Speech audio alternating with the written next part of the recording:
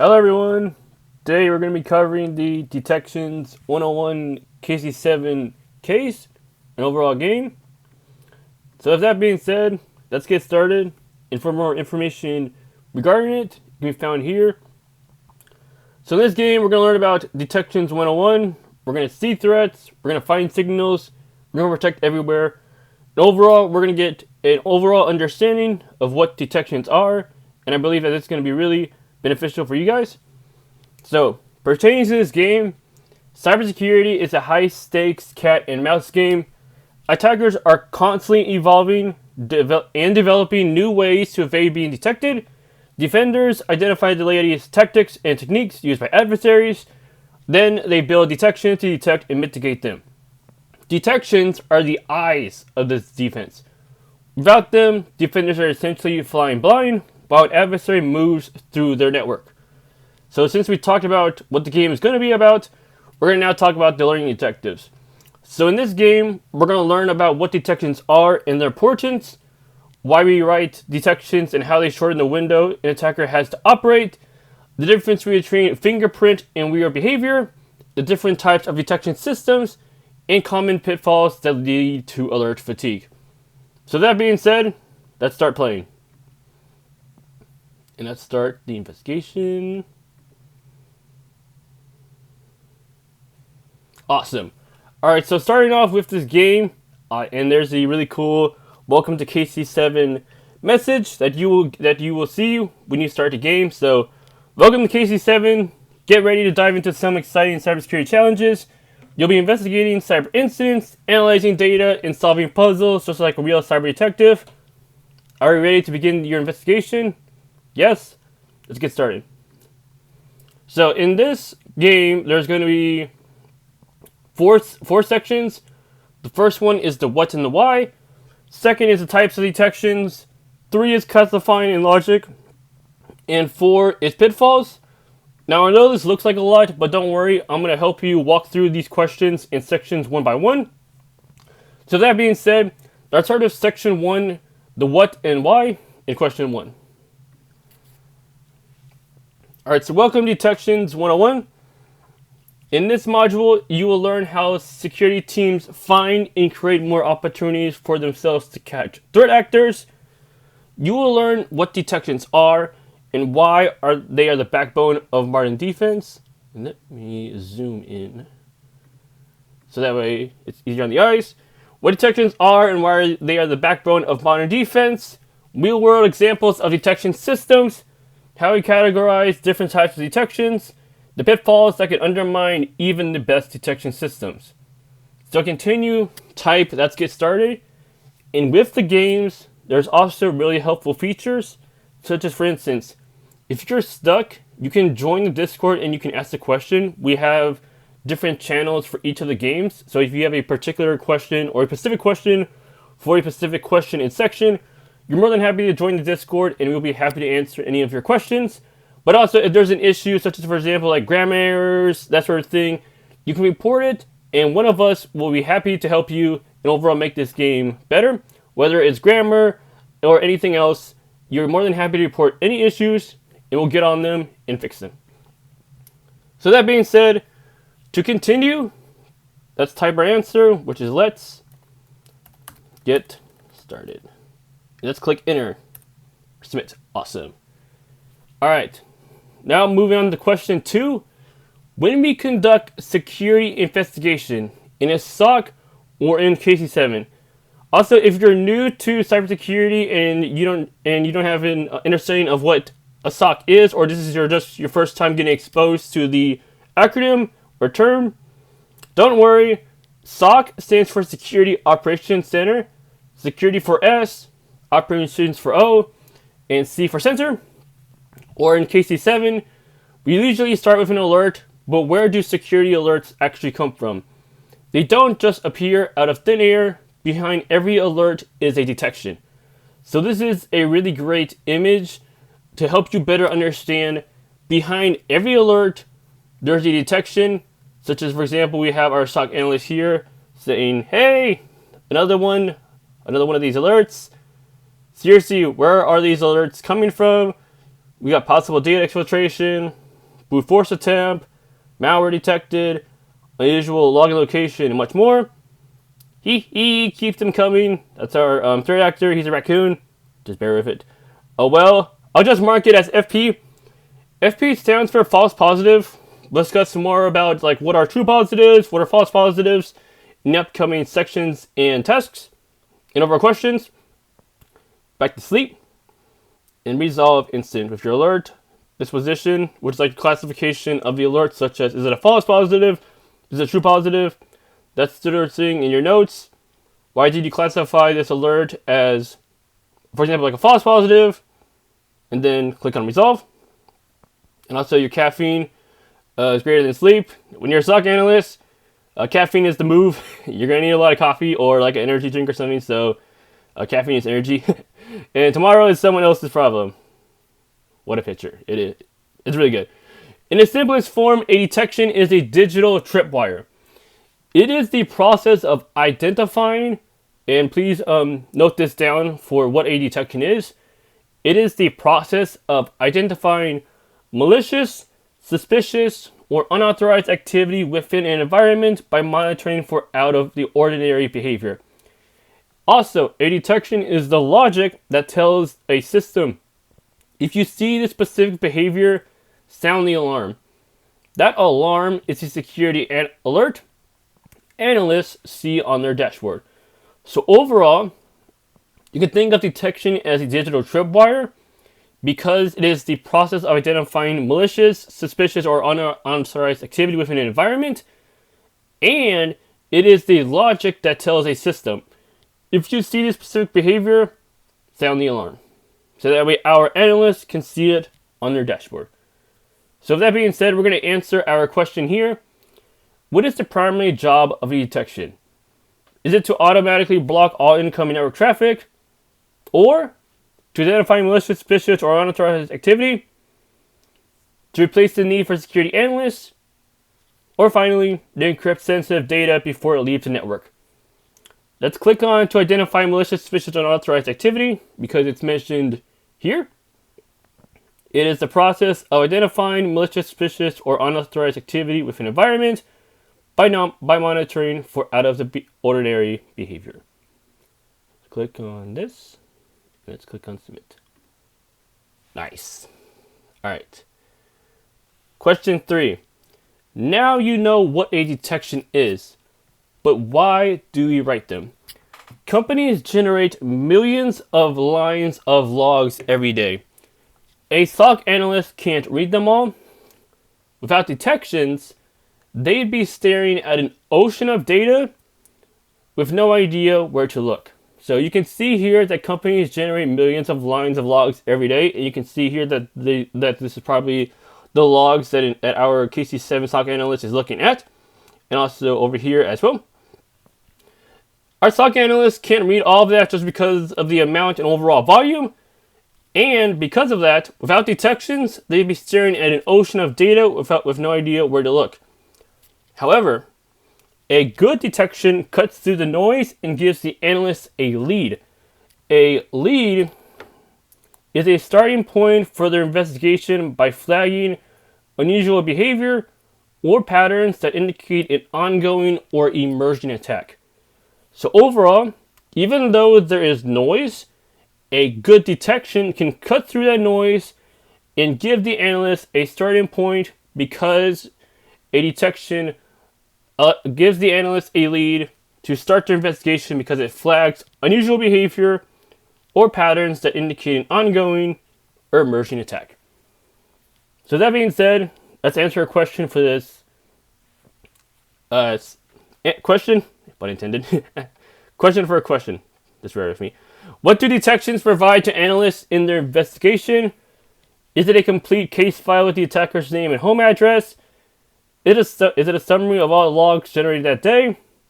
Is it a lead or starting point for the investigation?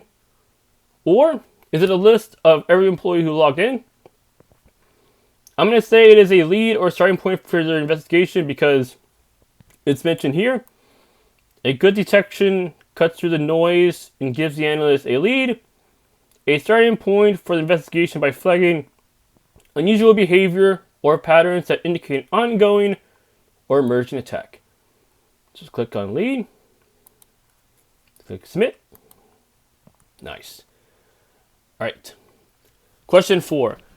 Now that we understand what detections do, let's talk about what happens when they're missing or too slow. Let's talk about dwell time. Dwell time is the amount of time an attacker remains inside a network before being detected. Our goal as defenders is to drive that number as close to 0 as possible. Imagine this. Imagine that a burglar breaks into your house. If you catch them in 30 seconds, they probably haven't taken anything, but what if they stay for a couple of days? They probably moved the furniture out, found your safe, and changed locks. The same applies to networks. The longer an attacker goes undetected, the more damage they can do. We write detections to catch attackers faster and shrink that window. So now pertaining to our question, based on this analogy, why is reducing dwell time a critical goal for defenders? Is it because attackers always leave voluntarily after 30 seconds? Is it because firewalls automatically reset dwell time to 0? Because dwell time is only measured during business hours? Or is it because shorter dwell time means the attacker has less time to cause damage? I'm going to say it's because shorter dwell time means the attacker has less time to cause damage, because dwell time is the amount of time an attacker remains inside a network before being detected, and our goal as defenders is to drive that number as close to 0 as possible. So that being said, and additionally, the longer an attacker goes undetected, the more damage they can do. So because of that, we write detections to catch attackers faster and shrink that window. So let's click on, because shorter dwell time means the attacker has less time to cause damage. Let's click on submit. Nice. All right. Question 5. What happens to a dwell time if there are no detections in place? Is it because dwell time will decrease because attackers will leave faster? Dwell time will stay the same because firewalls block everything anyway?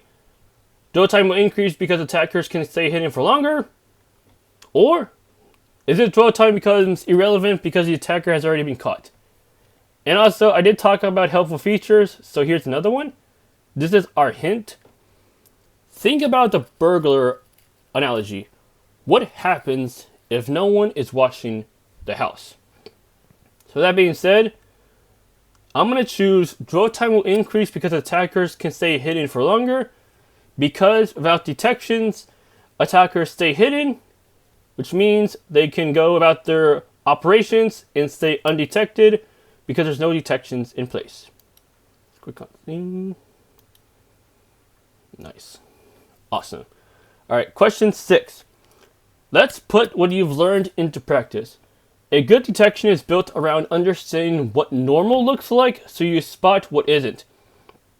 You've probably heard the saying, establish or baseline or understand what is normal so that we can spot abnormal. That is what a good detection is built around.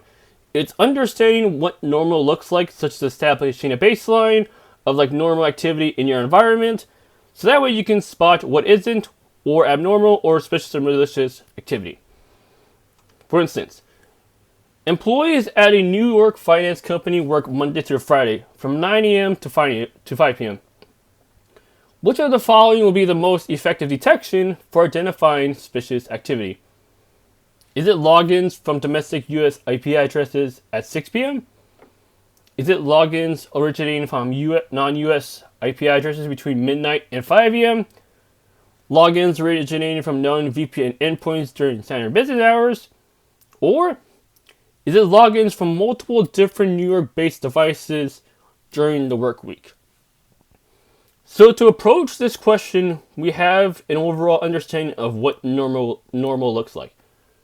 Normal or our baseline is that employees at a New York finance company work Monday to Friday from 9 a.m. to 5 p.m. So that being said, let's remove Logins originating from known VPN endpoints during standard business hours, which is 9 to 5 p.m. Because that gives us an understanding of like, okay, these are known VPN endpoints. They're not malicious or anything, so let's forget about that one. Logins from domestic US IP addresses at 6 p.m. Even though it's outside of our range, I'm not going to choose this one because it's talking about domestic US IP addresses. However, this one catches my eye. Logins originating from non-US IP addresses between midnight and 5 a.m. 12 a.m. to 5 a.m. is outside of our range, and logins originating from non-US IP addresses sounds very suspicious. So in terms of our detection, we understand normal, and this sounds like it isn't normal because it's logins originating from non-US IP addresses between midnight and 5 a.m. The 12 a.m. to 5 a.m. is outside of our range, and logins originating from non-US IP addresses sounds very suspicious, so I'm going to choose that one. I'm going to click on submit. Awesome. All right. So we're moving on to question 7. And don't worry, there is 11 questions, but we're having fun. All right. So we've written our detections and they're catching threats. Are we done? Not quite. Detections are not set it and forget it. An ongoing journey of continuous monitoring and refining. What that means is that detections are not just a static activity or overall motion. Detections is an ongoing journey of continuous monitoring and refinement. So overall, you can think of detections as a dynamic, continuous process that is about continuous monitoring and refinement, and overall detections is not set it and forget it. Because attackers are constantly evolving, which means defenders must constantly refine their logic. If defenders aren't updated, attackers will find ways around them and defenders are back to flying blind. This creates a cycle. First, defenders identify a new attack technique and ready detection for it. Second, attackers realize they're being caught and find a way to invade that detection. And finally, defenders adapt and the cycle repeats. Now moving on to our question, why do we say detections are not static? Is it because attackers evolve their tactics and old detection logic can become blind to new evasion methods? Is it because detection rules automatically delete themselves after catching a threat? Is it because detections only need to be written once and they cover all future attacks? Or is it because security tools rewrite their own detection logic every 24 hours? I'm going to say it's because attackers evolve their tactics and old detection logic can become blind to new evasion methods because detections are not set it and forget it. Attackers are constantly evolving, which means defenders must constantly refine their logic because if detections aren't updated, attackers will find ways around them and defenders are back to flying blind. With that being said, let's click that. Let's choose that answer. Let's go on submit. Awesome. All right, now question 8. So how do defenders keep up with this cycle? The industry has developed frameworks to systematically catalog how attackers operate. One of the most widely used is the MITRE ATT&CK. So we can click on this link and it's going to take you there. Don't worry. There we go. Here is the MITRE ATT&CK framework. So that way you can see it. And also if you wanted to bookmark this website, here is the URL. https://attack.mitre.org. That being said, let's go back to our game. The MITRE ATT&CK, and also here is an image of what the MITRE ATT&CK framework looks like, and also the website itself. So what is MITRE ATT&CK? MITRE ATT&CK is a knowledge base that maps out attacker behavior across the lifecycle of an intrusion. It is built around two main concepts. First, tactics are the attacker's goals. For instance, gaining initial access, stealing credentials, or exfiltrating data. The other main concept is techniques. Techniques are the specific methods used to achieve those goals. For example, phishing, brute force, or command line exploitation. So to differentiate these and make them more clear and concise, and overall help you better understand what these concepts are, you can think of tactics as the attacker's goals. And you can think of techniques as the specific methods used to achieve those goals. So you can think of tactics as the what, and you can think of techniques as the how.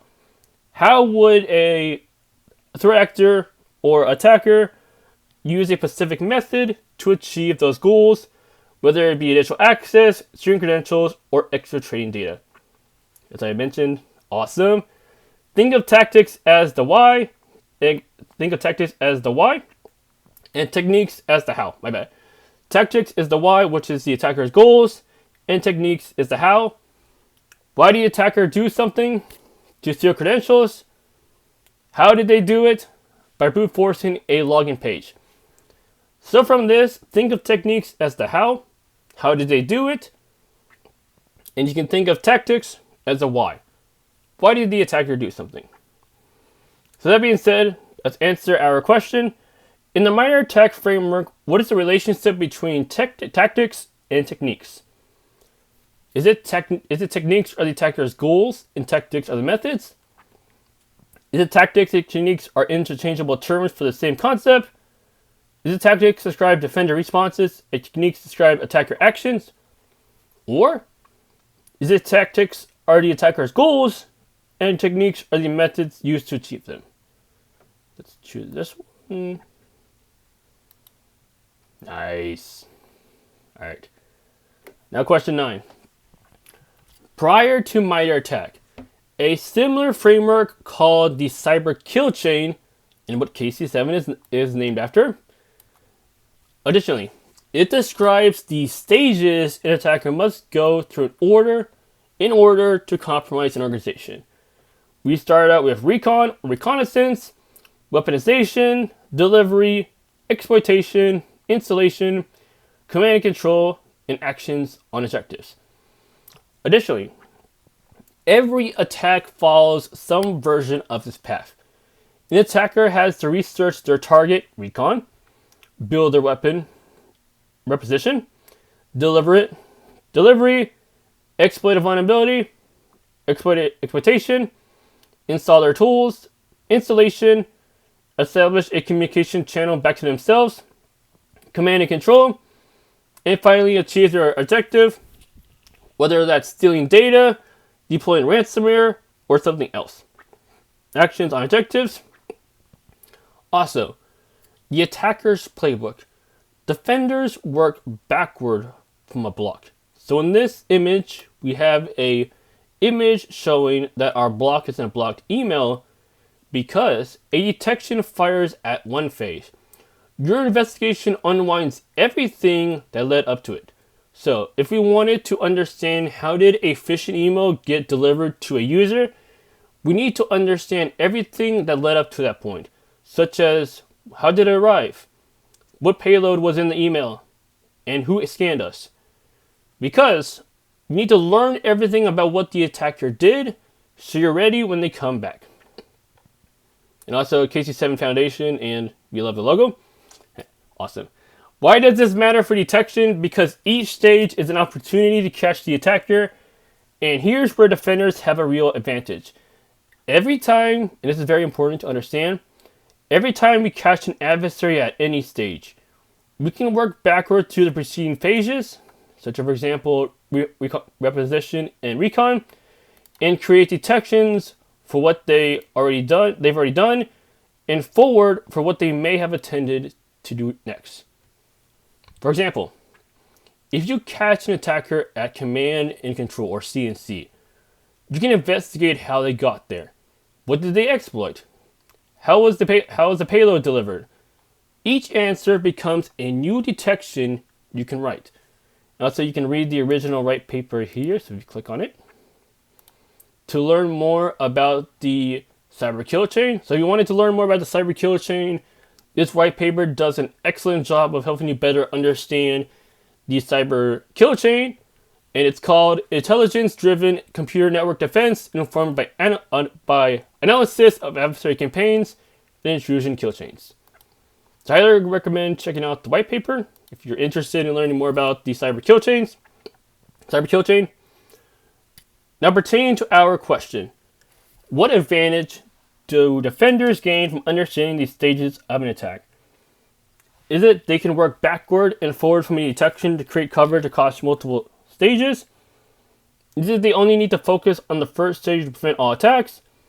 Is it the kill chain guarantees every attack will be stopped at the delivery stage? Or is it defenders can skip directly to the last stage to catch attackers? I'm going to say the advantage is they can work backward and forward from a detection to create coverage across multiple stages, because in our section, there you go, in our question, there is content that says, and here's why. And here's where defenders have a real advantage. Every time we catch an adversary at any stage, we can work backward through the preceding phases and create detections for what they've already done and forward for what they may have intended to do next. So click that, click submit. Awesome. Our question 10. Let's apply the tactics and techniques concept to a real scenario. Here's our scenario. An attacker has already gained access to a computer's network. Their next goal is to steal employee passwords so they can move deeper into the environment. In minor attack, this goal falls under the tactic called credential access. And to achieve this goal, the attacker installs a tool that extracts password hashes directly from the operating system's memory, capturing credentials for any user who has recently logged in.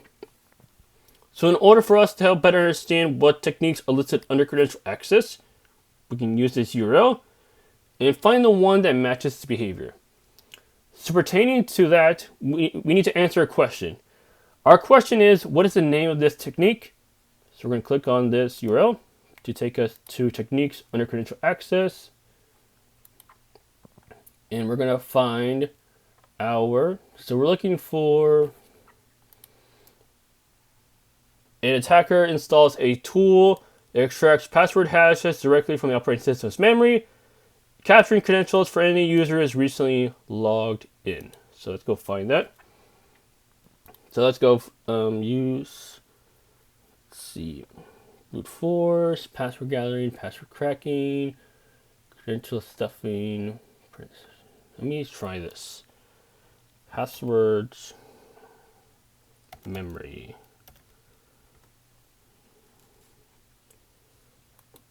I have a feeling we know what this one is. LSAS. Memory, in memory security.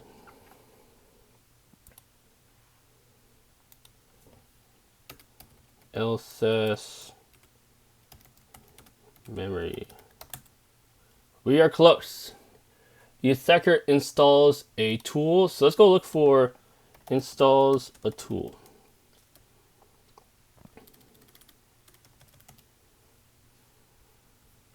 Go look for that. All right, we need to go find. So we're in credential access. We need to find a tool that basically looks for credentials in the operating system's memory. So that being said, find LACC, profile systems,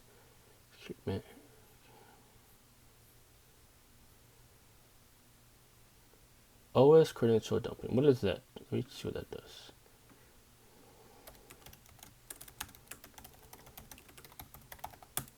Nice! Sweet. OS credential dumping. There we go. OS credential dumping is adversaries may attempt to dump credentials to obtain account login and credential material, normally in the form of a hash or clear text password. Additionally, credentials can be obtained for OS caches, memory, or structures, and credentials can then be performed to perform lateral movement. If you want to understand lateral movement more, you can click on this hyperlink, or you can click on here and access restricted information. And overall, credential access is when the adversary is trying to steal account names and passwords. And it consists of techniques for stealing credentials like account names and passwords. So we now understand what OS credential dumping is, and that's our answer.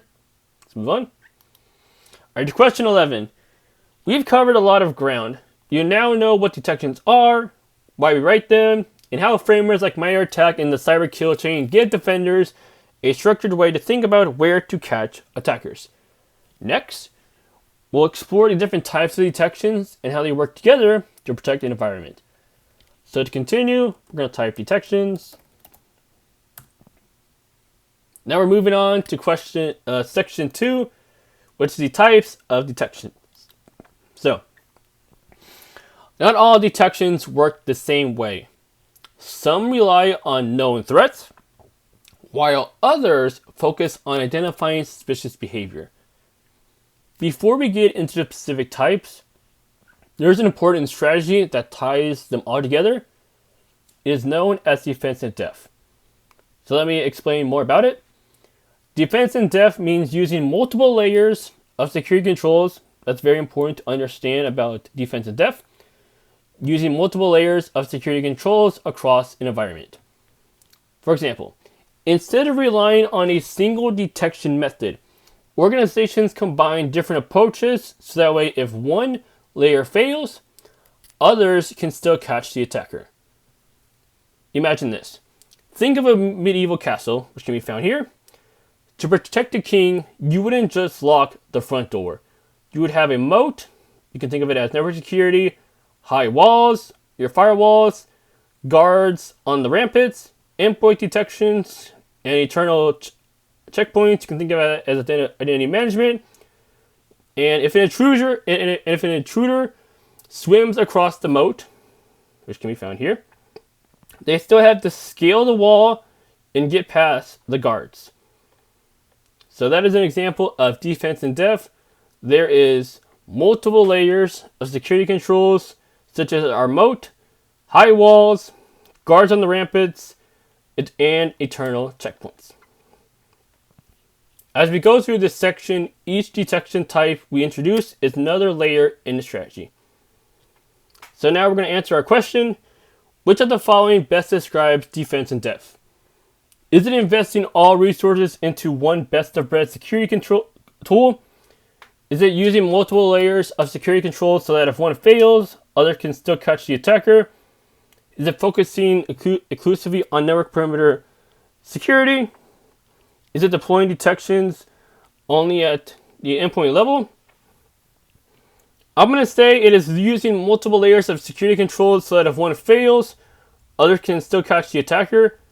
And the reason being is that it is mentioned here, defensive depth means using multiple layers of security controls across an environment. Instead of relying on a single detection method, organizations can combine different approaches so that if one layer fails, others can still catch the attacker. Click submit. Awesome. All right. Types of detections. Back to our castle. The guards at each layer need specific information to know who is an intruder. In cybersecurity, we call these clues indicators of compromise, or IOCs. But not all clues are equally useful. Imagine this. Imagine a guard who only looks for Pacific red hat. If the intruder takes off the hat, they will walk right past. That's the problem of relying on simple static identifiers. Security researcher David Bianco created the Pyramid of Pain, hopefully I pronounced your last name right, to rank these clues by how much pain it causes an attacker when we detect and block them. So we start off with least painful, which is your hash values, and then most painful would be your TTPs, your tactics, techniques, and procedures. So in more detail, at the bottom are hash values or trivial, and IP addresses, which is easy. For example, a file hash is like that red hat, a unique identifier that's easy to check but just as easy for the attacker to change. An attacker can alter a file's hash by adding a single byte or switch to a new IP in minutes. Moving up, we have domain names, network host artifacts, and tools. These take progressively more effort for attackers to replace. And at the very top, we have TTPs. That stands for tactics, techniques, and procedures. These describe how the attacker actually behaves. These are the things adversaries do that even they don't know what they are doing. Changing your behavior is hard. This is where detections cause the more pain. You can see here most painful, TTPs. An example of that would be an adversary switches from phishing emails to trusted relationship abuse, because we're talking about how the attacker actually behaves. A reference can be found here to understand more about the pyramid of pain. So if you wanted to check out more about the pyramid of pain and learn more about it, you can use this really great website, an overall really great post by David Bianco to help better understand the pyramid of pain. Awesome. Alright. An attacker's malware is detected by its file hash and blocked. They recompile the code, changing the hash, and get past the detection in minutes. Now let's answer a question.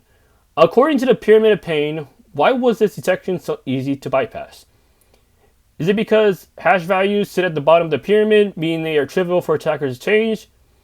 Is it because hash-based detections only work on weekdays? Is it because the firewall failed to update its block list? Or is it because the attacker used a VPN to hide their identity? Let's choose because hash values on attackers sit at the bottom of the pyramid, meaning they are trivial for attackers to change. And I have proof of that because it mentions here at the bottom are hash values, which are trivial, and IP addresses. A file hash is like that red hat, a unique identifier that's easy to check but just as easy for the attacker to change. For instance, an attacker can alter a file's hash by adding a single byte or switch to a new IP in minutes. So I chose that answer. Let's click on submit. Awesome. Alright. So if the bottom of the pyramid is easy for attackers to evade, how do we move up? Back to the castle. Instead of telling your guards to look for a red hat, you tell them to watch for anyone who sneaks in through the sewers, heads straight for the treasury, and starts picking locks. Even if the intruder changes their activity, your behavior gives them away. The key to this is that you want to shift from looking at what the attacker has, for example, a specific file, IP, or domain, to looking at what the attacker does, which is their patterns and behaviors. This is the difference between signature-based detection, such as matching known patterns and identifiers, and behavior-based detection, identifying suspicious activity regardless of the specific tools used. For example, a marketing employee's account suddenly running PowerShell commands to scan the internal network is abnormal. Regardless of whether the tools they're using have a known malicious signature, behavior-based detection, on the other hand, catches this because it asks, is this normal for this user, rather than have we seen this file before. So to clarify, you can think of signature-based detection as what the attacker has or matching known patterns and identifiers. And behavior-based detection is looking at what the attacker does, or you can think of it as identifying suspicious activity regardless of the specific tools mentioned. Additionally, this is how defenders catch zero-day attacks. Threats so new that no signature exists for them yet. If no one has seen the malware before, signature-based detection is blind to it. But the attackers still have to do something suspicious to achieve their goal, and that's where behavior-based detection picks it up. Now let's answer our question. Why are behavior-based detections harder for attackers to evade than signature-based detections? Is it because behavior-based detections use stronger encryption? Is it because signature-based detections are no longer used in modern stocks? Is it because attackers can change their tools and indicators easily, but changing their behavior requires rethinking their entire approach? Or is it because behavior-based detections block all network traffic by default? I'm going to go with this answer because attackers can change their tools and indicators easily, but changing their behavior requires rethinking their entire approach. The reason why I chose that one is because we can think of it as our behavior. An overall castle example. Instead of telling our guards to look for a red hat, you tell them to watch for anyone who sneaks into the sewers, heads straight for the treasury, and starts peeking locks. Even if the intruder changes their outfit, the outfit you can think of as the tools and indicators, their behavior gives them away. Because their behavior requires them rethinking their entire approach. So overall, the answer for this question, and the one that I chose, was that because attackers can change their tools, indicators easily, but changing their behavior requires rethinking their entire approach. So click on submit. Nice. Alright, question 4. So far we talked about detecting threats based on what they look like and how they behave. But where do we actually look? In our castle, you need guards both inside the rooms and on the walls watching the roads. Let's explain more about more types of detections. Let's start off with host-based detection. You can think of this as inside the castle. This focuses on what is happening inside a specific computer or server. We have, for example, file-based, which is checking file hashes or code signatures against known threats. Process-based, monitoring running programs. For example, is Word suddenly launching PowerShell? Or behavioral, watching for unusual user activity, like an account accessing files it has never touched before. So that's what host-based detection is. It focuses on what is happening inside a specific computer or server. And you also have network-based detection. You can think of this as the roads between castles. Even if an attacker hides their files perfectly on a host, they almost always have to communicate over the network to steal data or receive commands. Network-based detection watches these communications. For example, we have traffic analysis, looking at who is talking to whom. For example, a workstation sending data to a server in a foreign country at 3 a.m. We have protocol analysis, checking if the communication protocol is being used normally. For example, is DNS traffic actually carrying hidden commands? And finally, we have packet inspection. Packet inspection is tools like Siricardo or Zeek act as digital inspectors, examining the contents of network packets for malicious payloads.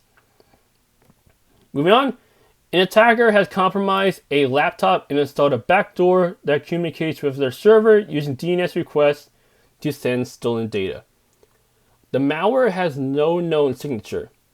So pertaining to our question that we need to answer, which detection approach is most likely to catch this? So from the scenario, we understand that the malware has no known signature. And it's talking about DNS traffic. So with that being said, since it's talking about DNS, I'm going to say we're going to need to include protocol analysis because, for example, we need to check if the communication protocol is being used normally. And in this case, it's not, because the attacker has compromised a laptop and installed a backdoor that communicates with their server using DNS requests to send stolen data. So I'm going to choose network-based protocol analysis, because if DNS traffic is being used abnormally, such as the DNS requests are being used to send stolen data. So let's click on submit. Awesome. All right, question 5. Beyond watching the network and the host, defenders can go on the offensive by planting traps. In our castle, this is like leaving a chest of fake gold in a hallway no one should be walking through. If someone opens it, you know you have an intruder. In cybersecurity, these traps are called deception-based detections. They involve setting up fake systems, files, or credentials designed to lure attackers into revealing their presence. Common examples include honeypots, fake servers, and honey tokens, fake credentials or files. You can see an example here. For example, a honey token user, one that has fake credentials or is a file, an Active Directory might be set up with breadcrumbs designed to entice an attacker.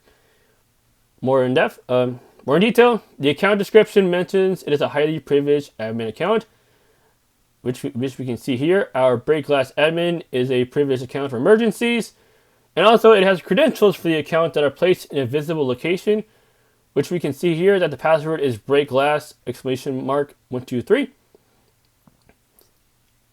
Also, no legitimate user would ever access the account. So if anyone does, the alert is almost certainly a true positive. This makes deception-based detections some of the highest fidelity alerts a SOC can have. You can refer to the D3 framework, MITRE's knowledge base of defensive countermeasures, for more on this technique. So if you click this, it's going to take us to the technique, which is decoy user credential. And you can learn more about it, such as the definition, how it works, considerations, and artifact relationships. And also you can download the attack navigator layer as well. And also the references below. So overall, I highly recommend bookmarking the D3 Fend from MITRE, because it is the knowledge base of defensive countermeasures, and I believe that you will find this framework along with the MITRE attack very beneficial and overall very valuable. So that being said, pertaining to our question that we need to answer, lead on to that. Why are deception-based detections considered high fidelity? Is it because honeypots automatically block attackers because they can do any damage?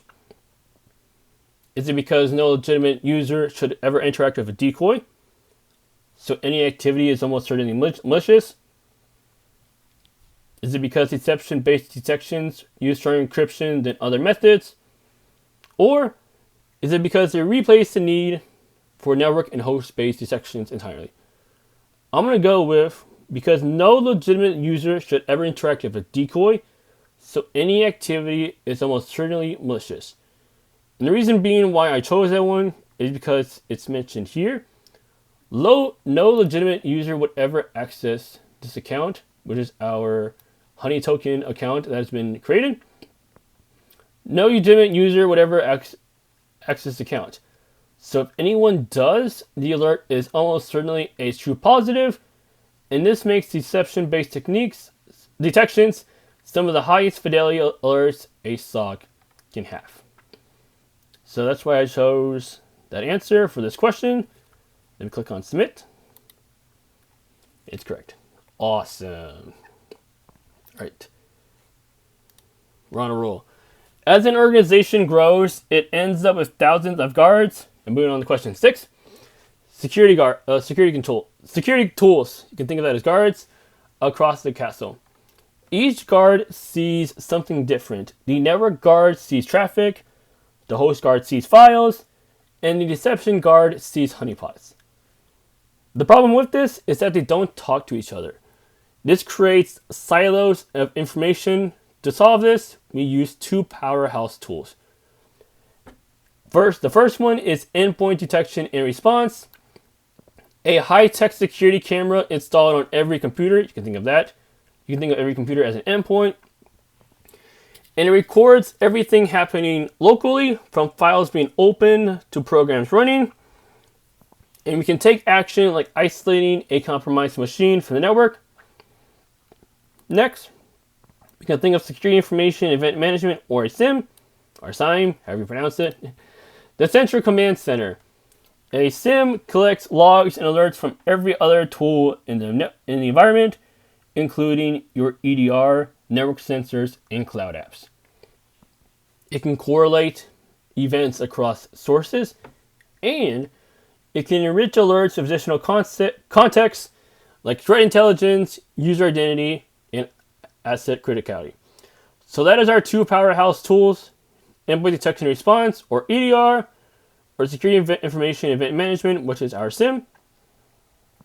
An example is that on its own, a failed login on one computer might not look scary, but a SIM can see that there were failed logins on 10 computers at the same time from the same IP, followed by a large file upload to an external site. It connects the dots to tell the full story. So one important caveat: these tools don't keep you safe on their own. In EDR, collecting data that no one reviews is just an expensive hard drive. A SIM generating thousands of alerts that no one triages is just noise. And this is important to know: the technology only works when there are skilled analysts writing detections, tuning rules, and investigating alerts. So why do organizations combine EDR and SIM in their detection strategy? Is it to eliminate the need for security analysts by automating all detection and response? Is it to replace firewalls and antivirus software entirely? Is it reduce the number of servers the organization needs to maintain? Or is it to correlate and enrich data from multiple sources, giving analysts a full picture of an attack? I'm going to choose this one: to correlate and enrich data from multiple sources, giving analysts the full picture of an attack, because it mentions here, for example, on its own, a failed login on one computer might not look scary, but a SIM can see that there are failed logins on 10 computers at the same time from the same IP, followed by a large file upload to an external site, and this connects the dots to tell the full story. Let's submit. Nice. Awesome. We made it to the last question of section 2. Now we're going to move on to section 3. And also, if you're enjoying this KC7 game, or this is your first time looking at KC7 games, you're going to like our images such as these.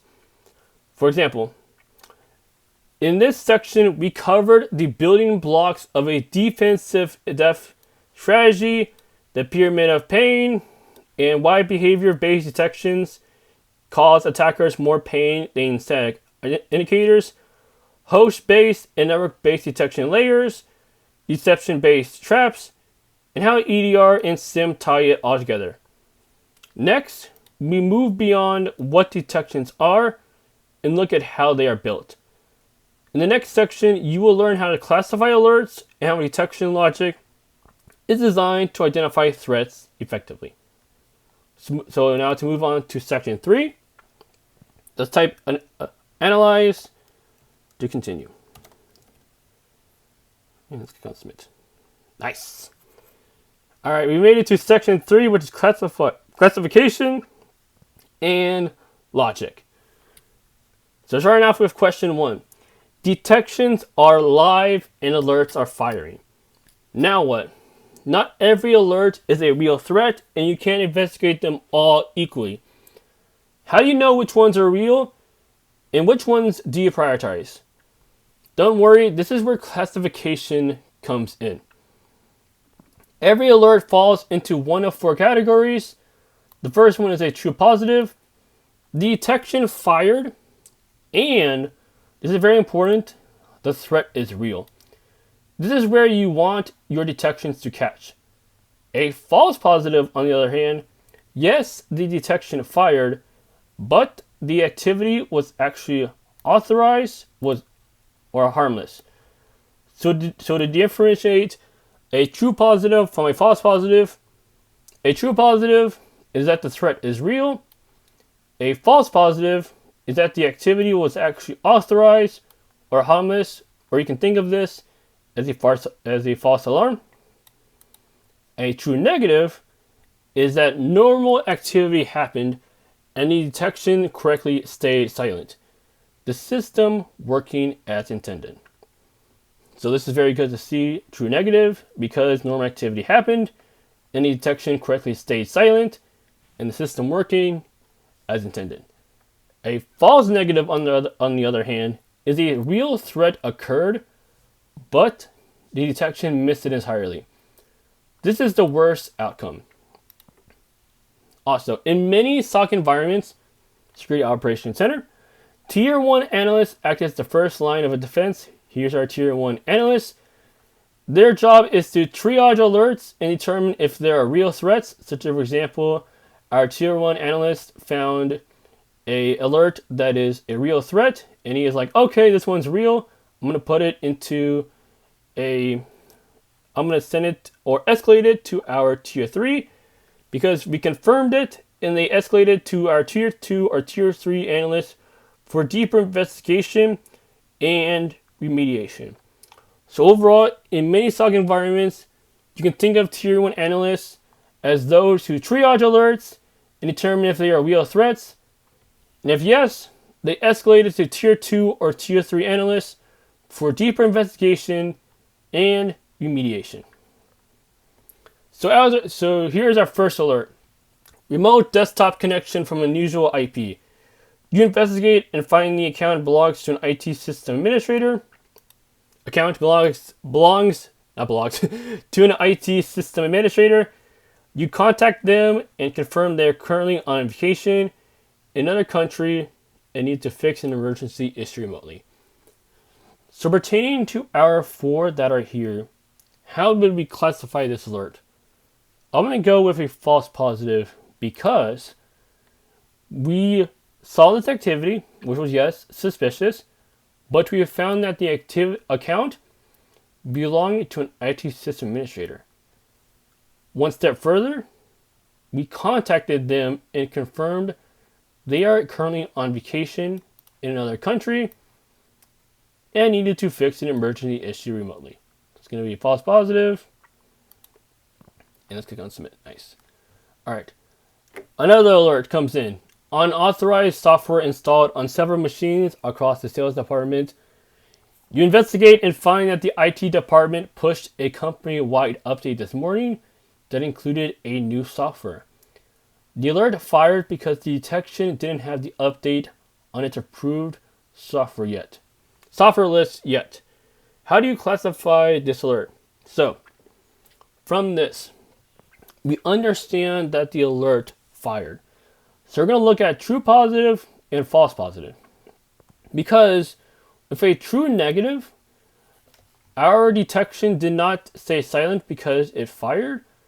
And a false negative is that we don't know whether this software is malicious or not. We just know that the IT department pushed a company-wide update this morning that included new software. So I'm going to go with a true positive because this needs deeper investigation so that way we can better understand what the new software is and if it is malicious. Let's go with true positive. Oh, it's false positive. It's false positive. You see that? All right, so it's false positive because the detection fired, but the activity was actually authorized or harmless. So because we know that the IT department pushed a company-wide update this morning that included new software, we can say that this is false positive. The reason why I chose true positive is because I thought this was suspicious, but after looking into it more, I found that it mentions that the IT department pushed a company-wide update this morning that included new software, so our answer is actually a false positive. There we go. Nice. All right, moving on. This one looks different. An alert fires at 1 a.m. Mass download by a single user. The detection threshold is 50 gigabytes within 5 minutes. You pull the logs and see that the company's entire client credit card data was downloaded and sent to a personal cloud storage site. That sounds suspicious. The account responsibility belongs to a junior accountant. So how would we classify this alert? So our alert fired, which means that our detection went off. So now we're going to look at true positive and false positive. Based on this activity, we know that the company's entire client credit card database was downloaded and sent to a personal cloud storage site. Based on the activity, I'm going to say it is a true positive because that is very specific activity that requires deeper investigation and overall more in-depth understanding, because if an entire client credit card database was downloaded and sent externally out of our environment, we would need to investigate that further because that could be potentially possibly data exfiltration activity. Let's give me a submit. All right, so the last one was false positive. True positive. There we go. All right. You've now classified several alerts as true positives or false positives. But notice the pattern. Some detections seem to fire on real threats consistently, while others generate mostly false alarms. This difference has a name. It is called alert fidelity. Fidelity refers to how accurate and reliable an alert is. High fidelity, on the other hand, alerts are almost always true positives. When they fire, the threat is real. Remember the honeypot from section 2? No legitimate user should ever touch it, so any alert it generates is almost certainly a real threat. You can think of this as an example of high fidelity. Low fidelity, on the other hand, is broad and noisy. They fire frequently on normal work behavior, generating a high volume of false positives. For example, an alert for email reported by a user as phishing or spam will fire constantly, and most reports will turn out to be harmless newsletters or marketing emails. So overall, you think of fidelity as referring to how accurate and reliable an alert is, and you can think of high fidelity alerts as almost always true positives, and low fidelity alerts as broad and noisy, in that they fire frequently on normal work activity, generating a high volume of false positives. And as SOC analysts want high fidelity alerts. They save time, reduce fatigue, and make it more likely that real threats get investigated quickly. So pertaining to our question, a detection fires 50 times a day, but 49 of those are false positives. How would you describe the fidelity of this alert? So based on this, we have a detection that fires 50 times a day. However, out of those times our detection fired, 49 of those were false positives. So that being said, I'm going to choose low fidelity because low fidelity alerts are broad and noisy, in that they generate a high volume of false positives. And the reason that ties to our answer is because our detection, there you go, fires 50 times a day, but 49 of those are false positives, and included in our answer, the vast majority of alerts are false positives. So with that being said, it is low fidelity. Let's go and submit. Awesome. All right, next. And you just like the positive encouragement, positive messages when you get a question right. So just mic drop. That's awesome. All right, question 5. Classification tells you when an alert is, but when you have dozens of alerts on your dashboard, you need to know which ones to investigate first. This is where severity levels come in. Let me explain. Severity measures the potential impact if the alert turns out to be real. You have low, medium, high, and critical. The potential impact for each of them is listed here in the examples as well. But severity alone isn't enough. You also need to consider fidelity. Here's why. Your dashboard has 2 alerts. You only have time to pick one now. Alert 1 is high severity, but low fidelity. That means it generates a high volume of false positives. For example, a user is sending 10 gigabytes of data to a cloud storage site. This alert fires 50 times a day, and it is almost always a false positive. Alert 2, on the other hand, is a medium severity, but it's high fidelity. That means we are dealing with true positives, such as an unauthorized scanner tool is running on a guest Wi-Fi laptop. This alert has a 99% true positive rate. So pertaining to our 2 alerts, why might you choose to investigate Alert 2 first? Is it because Alert 2's high fidelity means that the threat is almost certainly real, while Alert 1 is likely noise that wastes valuable time? Is it because medium severity alerts always take priority over high severity alerts? Is it because low fidelity alerts are automatically handled by the system and don't require human review? Or is it because guest Wi-Fi alerts are always more important than internal network alerts? I'm going to go with the first one. Because alerts 2's high fidelity means the threat is almost certainly real. It has a very high true positive rate, 99%. While alert 1 is likely noise because it's almost always a false positive because of what low fidelity means, that will waste valuable time. So that's why we want to prioritize investigating alert 2 first, because that most likely means that the threat is real and that we need to investigate it, while alert 1 is likely noise and a false positive.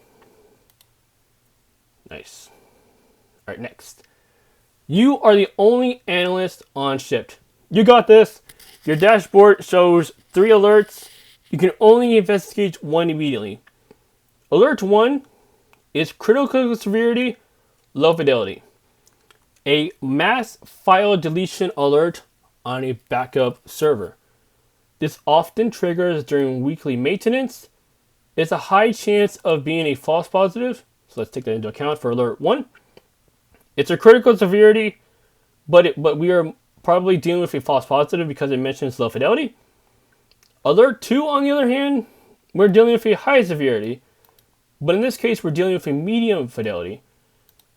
Our alert is that a credential dumping tool used to steal passwords was flagged on an HR laptop. This rule has a history of false positives that triggered by legitimate IT admin tools. So based on alert 2, even though it sounds very suspicious because it's a high severity, this rule has a history of false positives triggered by legitimate IT admin tools. So we need to take that into account.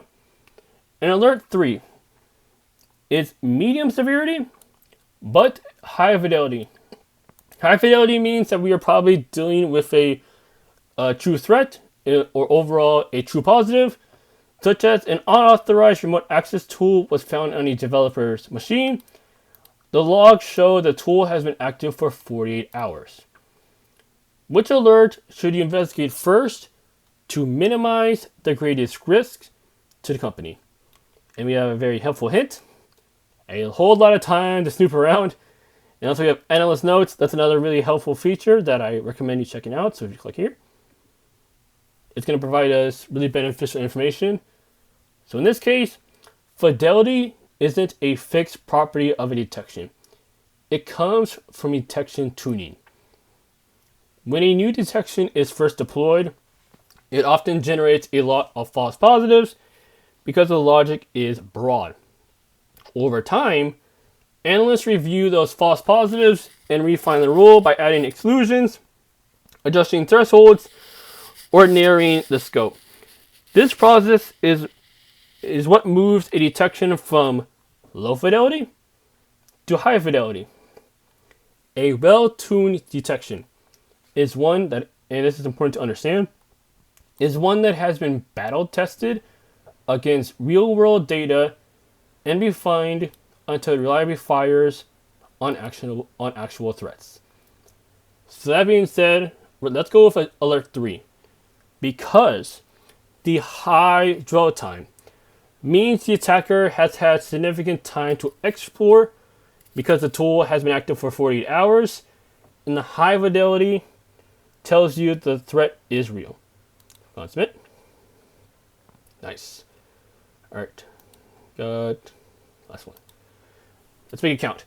Now that you know how to classify and prioritize alerts, let's look at the logic behind them. Detection logic. Detection logic is a set of instructions that tells the system exactly what behavior should trigger an alert. Here's an example of a behavior detection written in a KQL, Query Query language, using tools like Microsoft Sentinel, which you can find here. Let's break it down. Has any looks for any of these common reconnaissance commands in the process logs.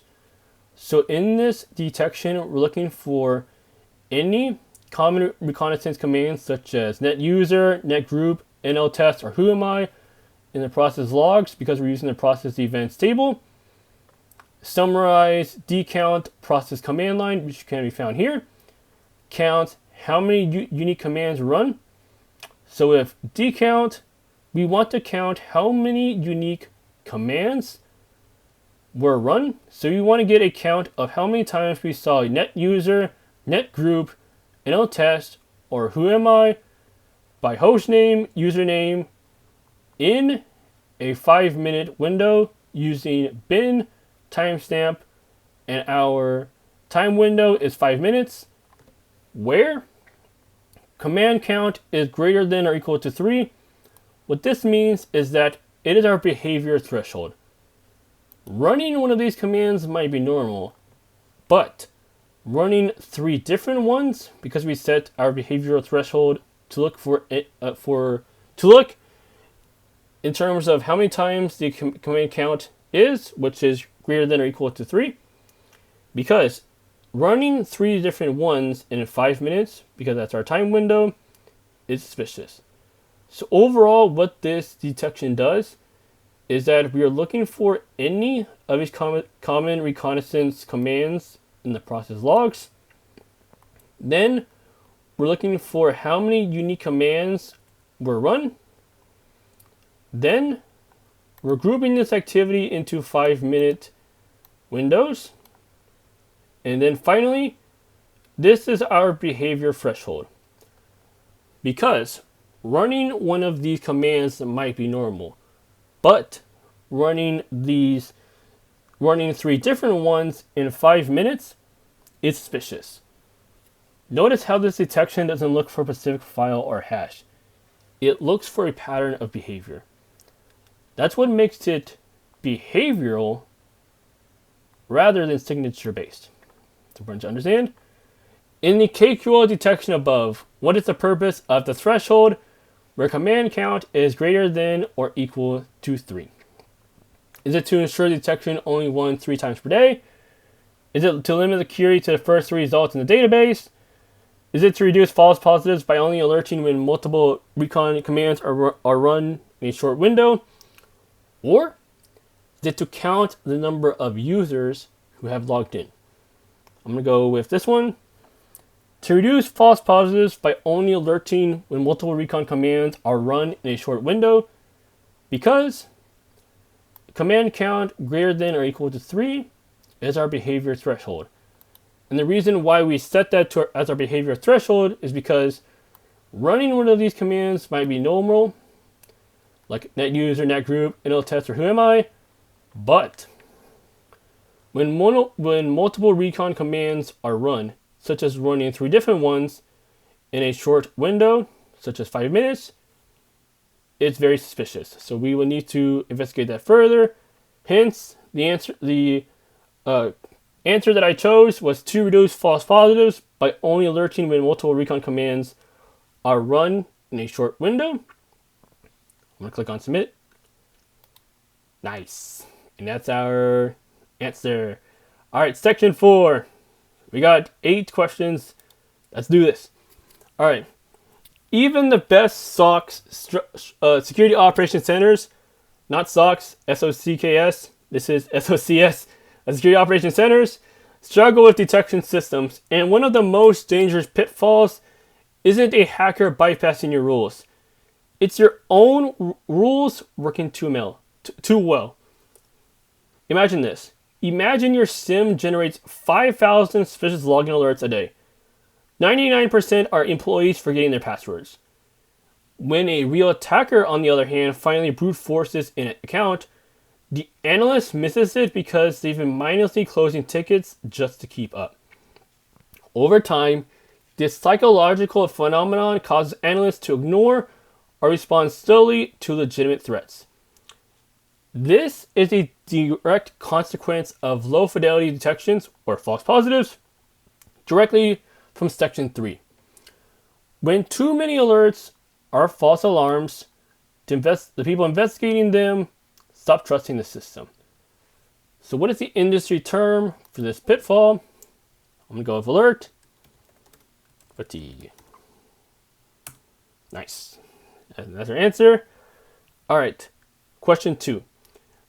Your EDR suddenly isolates 3 laptops from the DevOps team, throwing a critical alert for a highly suspicious binary. The file has a completely unknown hash globally, high file entropy, meaning that the code is packed or compressed, and lacks a valid digital signature. To the EDR, this looks exactly like advanced malware using anti-analysis techniques. After investigating, you realize this is just a brand new internal management tool the DevOps team compiled themselves this morning. Think back to the pyramid of pain. An unknown hash doesn't necessarily mean malicious. So, from this, our EDR suddenly isolated 3 laptops from the DevOps team because there was an alert that was triggered that it's a critical for a highly suspicious binary. The reason being that the alert triggered is because the file had a completely unknown hash globally, high file entropy, and lacked a valid digital signature. But after investigating, we realized it's just a brand new internal management tool the DevOps team compiled themselves this morning. So, what best explains this pitfall? I'm going to go with custom internal tools often have unknown hashes and high entropy, which is mentioned here, mimicking malware characteristics. To the EDR, this looks exactly like advanced malware using anti-analysis techniques, and causing false positives because we realize this is just a brand new internal management tool the DevOps team compiled themselves this morning. Click on submit. Nice. All right. Question 3. Another common pitfall is relying on brittle detections. What that means is that a junior analyst writes a rule to block a specific malware based on the IP address of its command and control server and the file hash of the payload. The next day, the attacker uses the exact same malware script but adds an extra space to the code, changing the hash, and routes their traffic through a new proxy IP. The detection completely misses it. Remember where the hashes and IP sit on the pyramid of pain. If you want to get a really quick overall better understanding of this, let's go to pyramid of pain, and hash values on IP addresses sit at the bottom. So because of that, Why did this detection fail? So from this, we understood that our junior analyst wrote a rule to block a specific malware based on the IP address of its command and control server and the file hash of the payload. Okay. On the next day, the attacker uses the exact same malware script, but adds an extra space to the code, changing the hash, and routes their traffic through a new proxy IP. So what the attacker did was that they used the same malware script, but they added an extra space to the code, changing the hash, and using a new proxy IP. And because the rule was written to block a specific malware based on the IP address of its command and control server and the file hash, the detection completely missed it because the attacker changed the hash and used a new IP. So because of that, the rule relied on static IOCs like hashes and IPs, which is mentioned here, IP address of its command and control server, and the file hash of the payload, which are trivial for attackers to change. And we need to think of this as think about the bottom of the pyramid of pain. Click on submit. Nice. All right, question 4. These images are priceless. Yeah. You deploy a behavior-based detection rule. It flags any process running from the Windows temp folder that attempts to modify the Windows registry. You test it and the logic is flawless. That's good. Imagine 3 months later. You discover an attacker successfully executed this exact technique on 15 HR laptops without triggering a single alert. You check the SIM and the detection rule is still active and error-free. The detection logic is correct. The SIM is running, but something in between is broken. What is the most likely cause of this error? Of failure?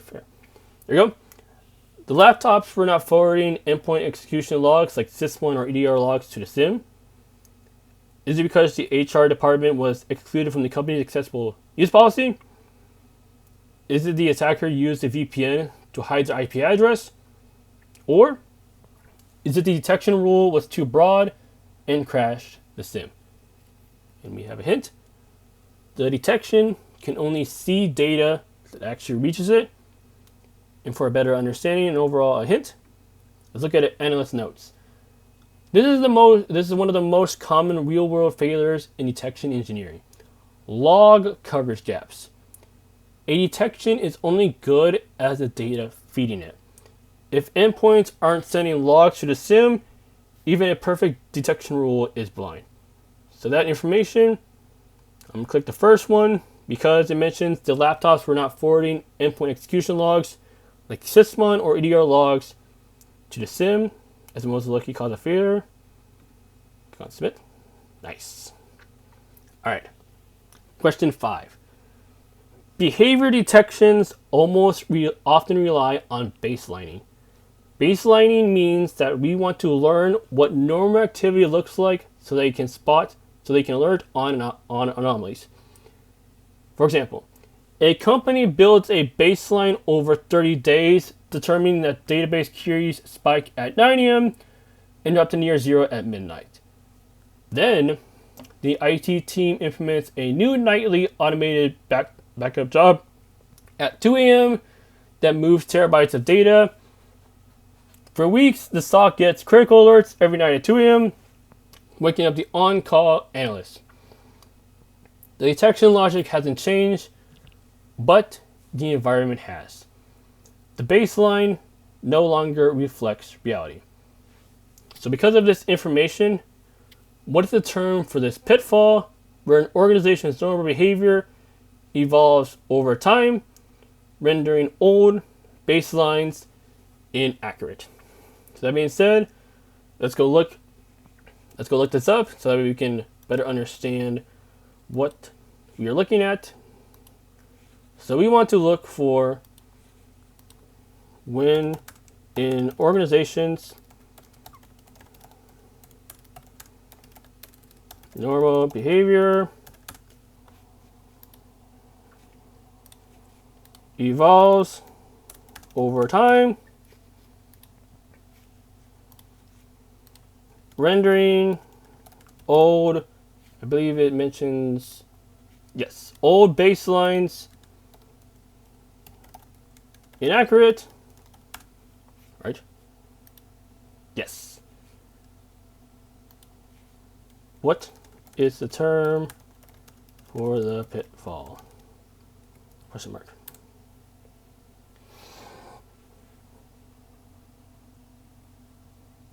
We are talking about shifting baseline syndrome or concept drift. So let's go with those and see if that's our answer.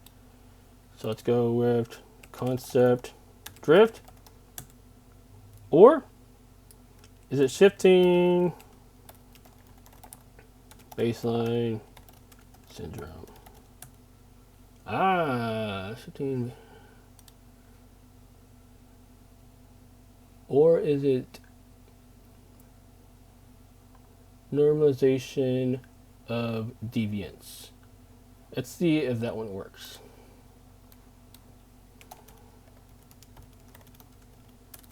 And yes, in cybersecurity, we like to Google because it helps us better understand concepts.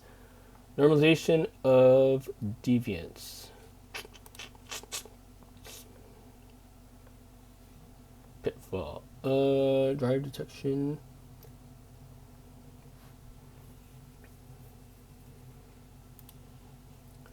Alright, so organizations, normal behavior. Okay. Where is my... Alright, let me do this again. Edit. When organization's behavior evolves over time, rendering old baselines inaccurate. What is the term for this? Pertaining to detection engineering.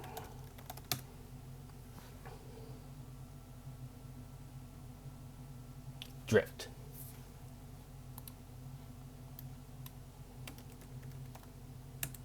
Boom! Nice. We got it. In detection engineering, the pitfall where an organization's normal environment and behavior baselines naturally evolve over time, rendering static detection rules and machine learning models inaccurate, is collectively referred to as drift. And here's the different types, which is behavior drift, rule drift, concept drift, and also content drift as well. Sweet. So, question 6. A sophisticated threat actor is targeting your network. You have a detection rule for high volume data exfiltration that fires if more than 10 gigabytes is sent out of the network in 10 minutes. So our behavior threshold is that we're looking for more than 10 gigabytes that are sent out of the network in 10 minutes. 10 minutes is going to be our time window, and the behavior threshold is that if more than 10 gigabytes of data is sent out of the network. So that being said, the attacker suspects this rule exists.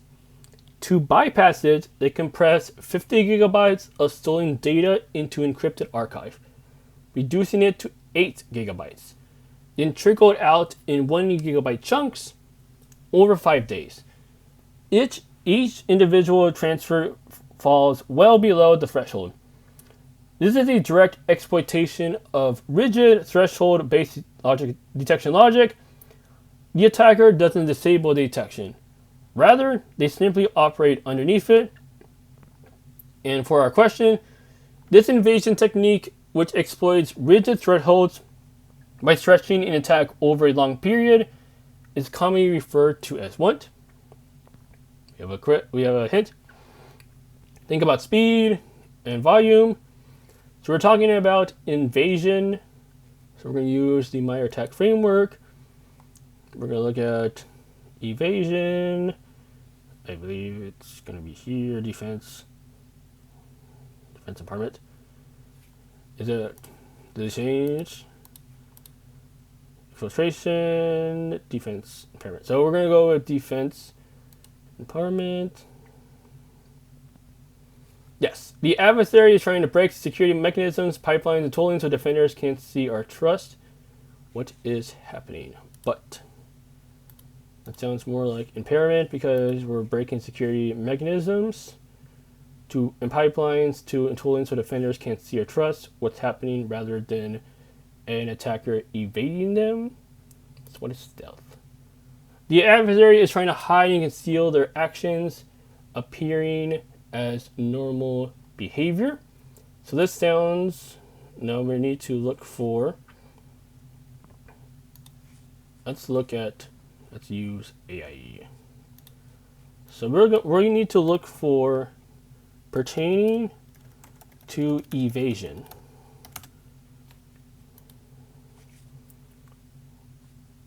Which tactic exploits rigid? Which tactic discusses or explains about rigid thresholds, stretching an attack over a long period? About rigid, okay. Let me make that sound better. Ah, here we go. Let me just put this here. Let me just copy this. And let me just put it here. All right. Pertaining to invasion, which tactic discusses or explains about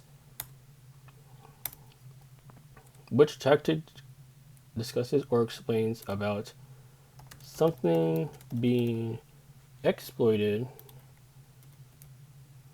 Which tactic discusses or explains about rigid thresholds by stretching the attack over a long period. About exploiting rigid thresholds. Let me just do that. By exploiting, or explains about exploiting rigid thresholds. That sounds better. Yes, pertaining to defense invasion. There we go. Under this tactic, the underlying technique or behavior pattern is explicitly categorized as time-based evasion, or often referred to as low and slow attacks. Within specialized detection and evasion frameworks, this concept is broken down into specific technical descriptions. First, you have your strategy, which is the low and slow invasion. This concept describes the conscious exploitation of defenders' rigid detection thresholds. It can be found here. And for the MITRE ATT&CK mapping, this is under or is a few specific sub-techniques that can be found under defense invasion tactic. So, low and slow would be the technique under the tactic defense invasion. So overall, for our question, it is asking us to find the tactic for under pertaining to invasion. I'm going to try low and slow, and if we get that one wrong, I'm going to try the time-based invasion. I believe it's going to be low and slow. Bam. And also, if you level up in KC7, you get these really nice notifications as well. So, please keep playing. Alright, question 7. There is 2 more questions. We got this. Alright, final challenge or final boss. Let's put everything together. Your organization has deployed a behavior-based detection rule that flags any user account running more than 5 PowerShell commands within 10 minutes. In its first week, it generates 200 alerts. Ouch. After investigation, 195 of them are from the IT team running routine maintenance scripts. That's a lot of alert fatigue. And here's our analyst, unfortunately, dealing with alert fatigue. Hope you get better. Hope you feel well soon. Meanwhile, a threat intelligence report reveals that a known APT group is using a PowerShell-based attack that runs only 2 commands per hour to avoid triggering threshold-based detections. That's a low and slow approach. So, pertaining to our question, which combination of actions would best address both problems?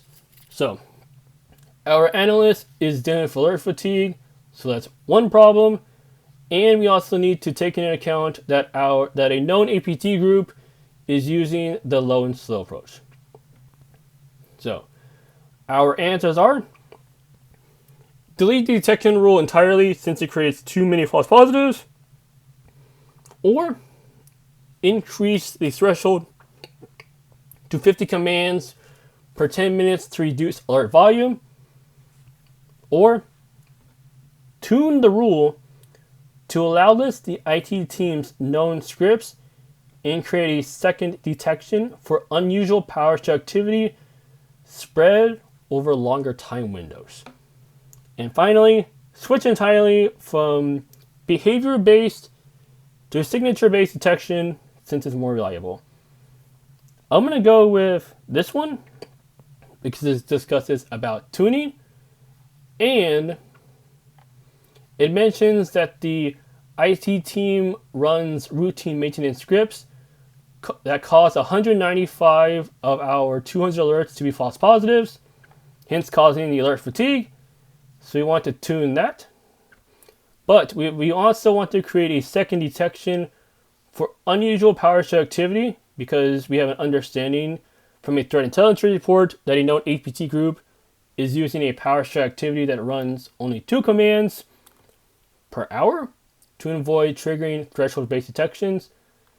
So we want to create a second detection for this, for unusual PowerShell activity spread over longer time windows.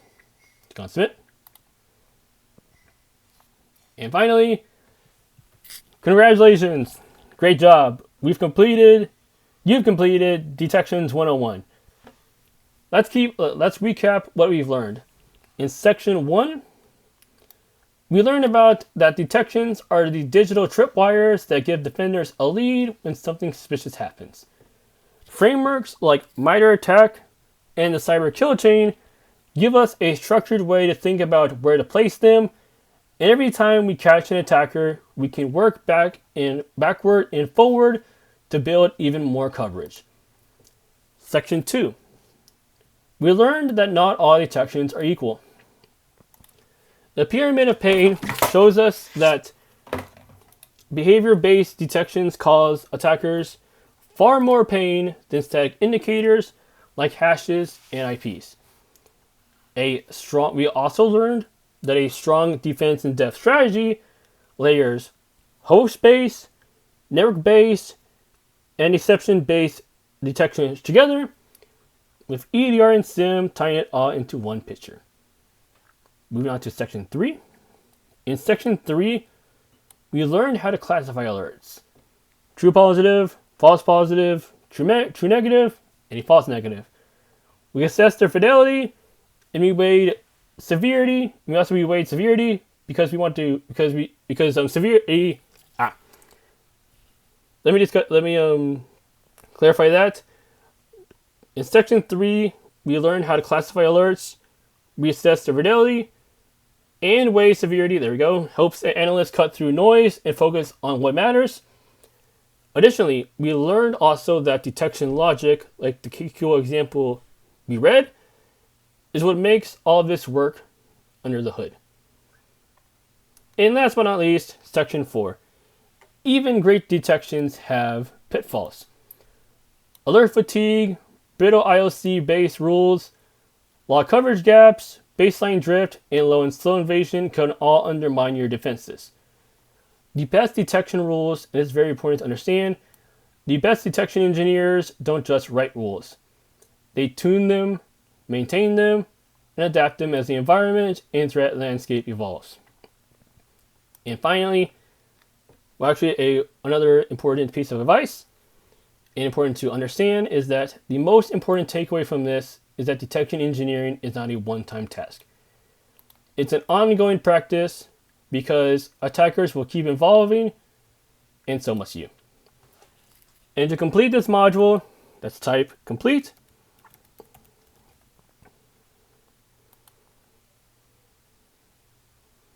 And there we go. We have completed Detection 101.